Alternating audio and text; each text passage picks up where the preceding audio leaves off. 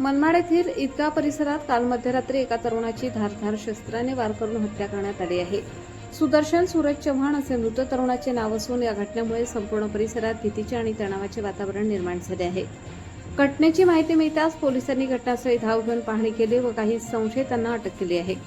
मिळालेल्या प्राथमिक माहितीनुसार सुदर्शन चव्हाण याच्यावर काल मध्यरात्री काही तरुणांच्या टोळक्याने अचानक हल्ला केला. हा हल्ला इतका भीषण होता की सुदर्शनचा जागीच मृत्यू झाला. घटनेनंतर हल्लेखोर घटनास्थळावरून पसार झाले होते. भरवस्तीत झालेल्या या प्रकारामुळे नागरिकांमध्ये प्रचंड खळबळ उडाली आहे. सुदर्शनचा खून नेमका कोणत्या कारणातून झाला याबाबत अद्याप कोणतीही अधिकृत माहिती समोर आलेली नाही. जुना वाद, वैयक्तिक शत्रुत्व किंवा इतर काही कारणातून हा प्रकार घडला का याचा शोध पोलीस घेत आहेत. भर रस्त्यात रक्ताच्या थारोळ्यात पडलेल्या सुदर्शनला पाहून परिसरातील नागरिकांनी पोलिसांना पाचारण केले. घटनेची माहिती मिळताच मनमाड उपविभागीय पोलीस अधीक्षक बाजीराव महाजन व पोलीस निरीक्षक विजय करे यांनी फौज फाट्यासह तातडीने घटनास्थळी धाव घेत पंचनामा केला. या प्रकरणी पोलिसांनी वेगाने चक्रे फिरवत काही संशयित तरुणांना ताब्यात घेतले आहे.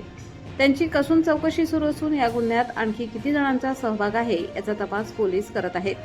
पुढील तपासासाठी मृतदेह स्थानिक शासकीय रुग्णालयात शवविच्छेदनासाठी पाठवण्यात आला आहे. या घटनेमुळे सुदर्शनच्या कुटुंबावर दुःखाचा डोंगर कोसळला असून आरोपींना कठोर शिक्षा करण्याची मागणी परिसरातून होत आहे. अझर शेख, मनमाड.